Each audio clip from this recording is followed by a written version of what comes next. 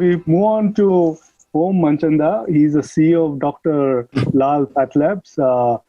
He's a busy man recently, and we are really happy you took time to be with us this morning, given your schedules. I have asked Om to speak on the topic generally, but also a little bit specifically on what is a new normal for CEOs in terms of health and managing health and safety of the workers and employees. Over to you, Om, for your 5 minutes. Yeah, thank you, Ninad. And thanks, Deepak, for organizing this webinar and having me over here. So I'll try and summarize in 2 or 3 points. Number one is our current situation as an organization is quite different from all of you or many other organizations. We are actually in the eye of the storm.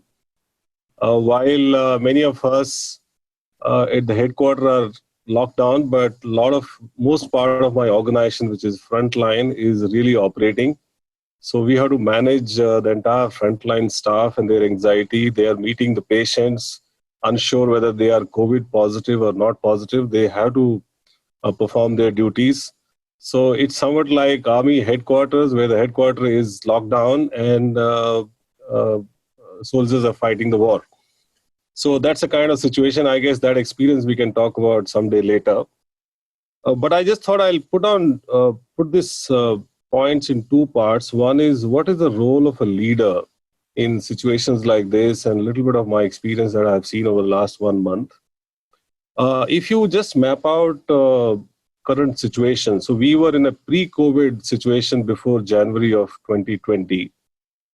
And sometime, I think middle of Jan or end of Jan, this world started recognizing, especially outside China, there is something serious happening. And for almost 2 to 3 months, till about early March or mid-March, we were always in this situation like, okay, SARS happened many years back. It only happened in few countries. It never spread. So we were a bit alerted, but not that kind of thing that is going to come to us as well.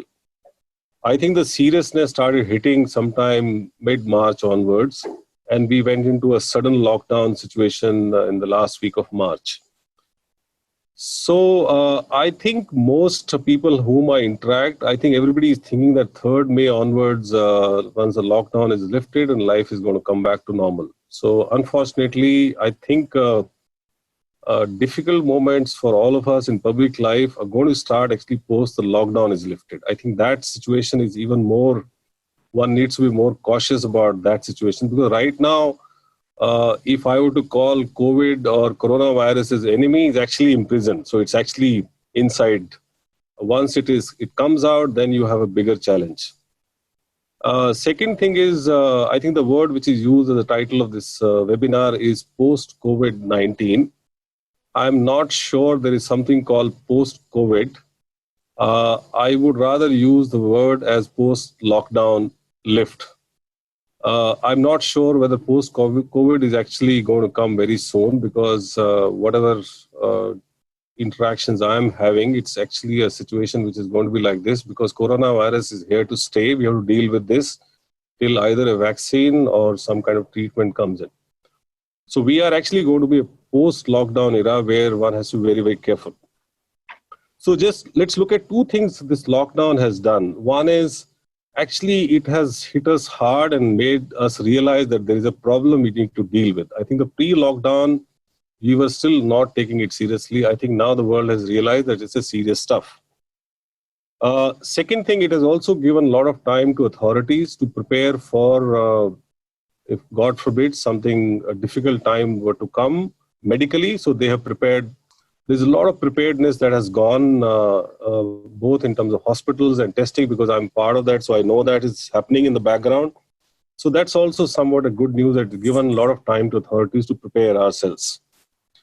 What I see the role of a leader in this situation, clearly, we've all heard this phrase, survival of the fittest. It's a survival of the fittest for our life and also for livelihood. So I think both at organization level as well as medically, it's survival of the fittest. So we have to take all the measures that we can take for ourselves, our own health, as well as for the organizations.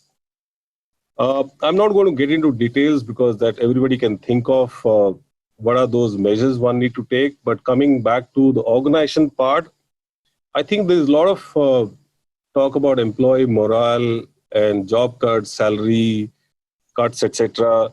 All that is actually fine. But to my mind, two things you need to focus. One, there is going to be a change in consumer behavior, the way they consume your products and services. Clearly, if I relate to my own business, people, actually, I need to be aware as to people might just hesitate to come to an outlet to give blood samples because they don't know who they are coming in contact. So I need to address that concern of my consumer or patients. Similarly, my own employees, they are very anxious because they are meeting these patients. You don't know who is carrying the virus, who's not carrying the virus. 80% cases are asymptomatic. That is making life even more difficult.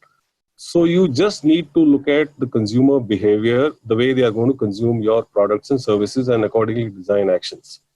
And I'm sure each one of you can think through for your own business. The second important part is the financial health of the company. As a CEO, of course, some of these numbers may not be visible to the whole organization. Only few people would know.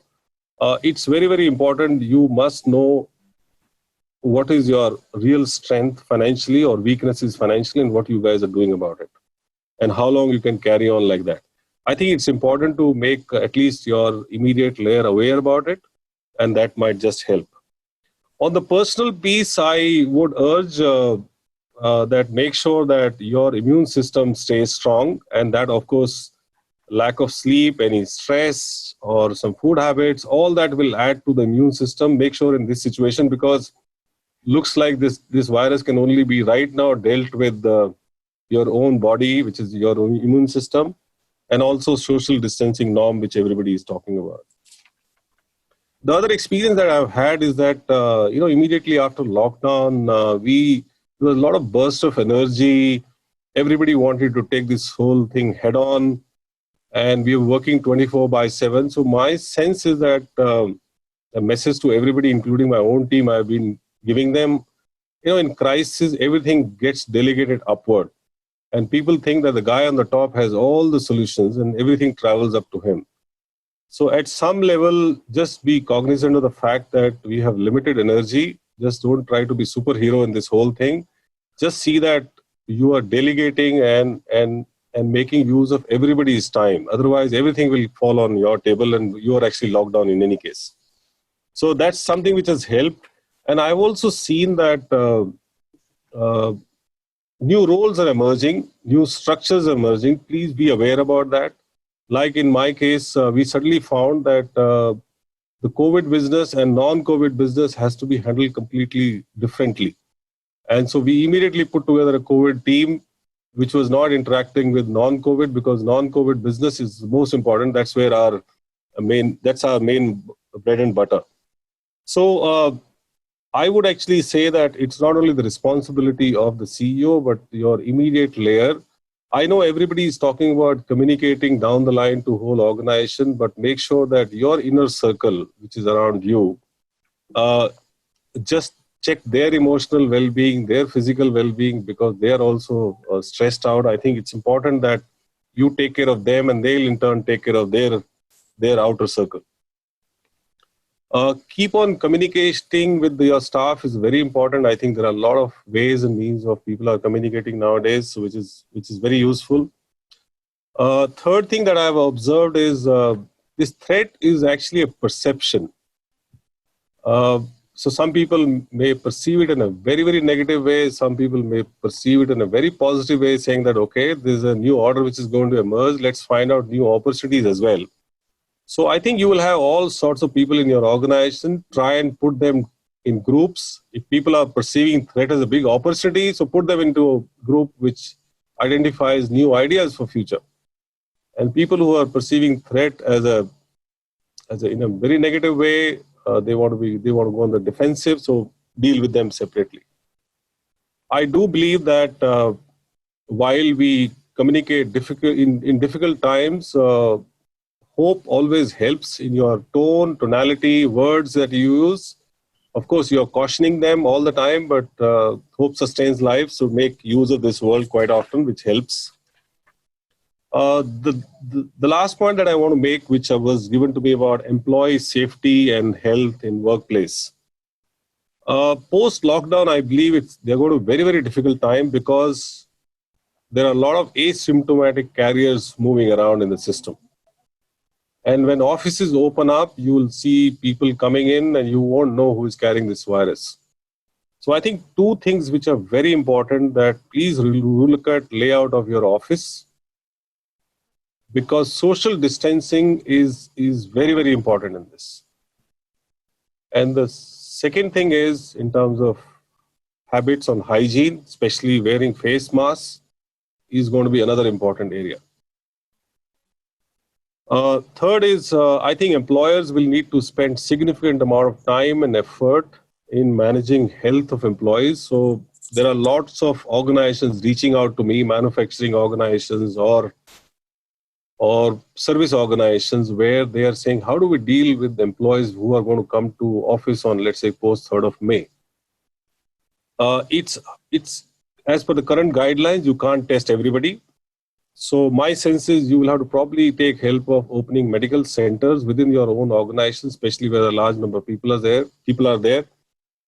And you also have to be careful about confidentiality of medical status of an individual, because there are those issues as well. You can't publicly talk about many of these things, but you deal with all this. So in summary, I would say first, accept that new normal actually may not have yet set in also. We don't even know what that new normal is, but new normal is going to set, and please be aware what that new normal is. Please make your employees aware that your health is not only important for you or your family, but also for your colleagues, because till yesterday it was an individual matter. Now it's actually a collective matter. They also should know that if you're hiding something, till yesterday it didn't matter from a regulation perspective. Today, laws are governing this because there's the Epidemics Act and Disaster Management Act. If you don't reveal your, especially COVID status, it can create a lot of issues, not only for yourself, but for the organizations and CEO. It's very important that there are regulations around this. As a CEO, we'll all have a lot of responsibilities on ourselves to make sure that all guidelines, and every district, every state is issuing guidelines virtually on a daily basis, they are adhered to. So I think there is an additional responsibility on head of the organization to make sure that everything is done properly. I would actually say that identify some roles which can be done off-site, some are on-site, so that will help in thinning the attendance. And also, if you can have attendance by rotation. I would also go to the extent of saying that if you can set up some fever clinics, especially in those places where a large number of employees are coming to one workplace. And there are a lot of these guidelines which are there. Please be aware about if there is a positive COVID case in the organization, what needs to happen. Because there are a lot of guidelines that are coming related to contact tracing and isolation, because that's where the key is to manage this post-lockdown or COVID scenario. And I think there is something on Arogya Setu, that app which is being promoted. It's important that people become member in that, because that will help us in contact tracing as well. So I don't know, I may have crossed my time a little bit, but I thought these are important points to put it across. So what do you, Rinath? Thank you, Om. Yes, you did cross the limit, but we wanted to hear what you're saying, particularly your last part, very critical, important for all of us, and it's good you mentioned all of it.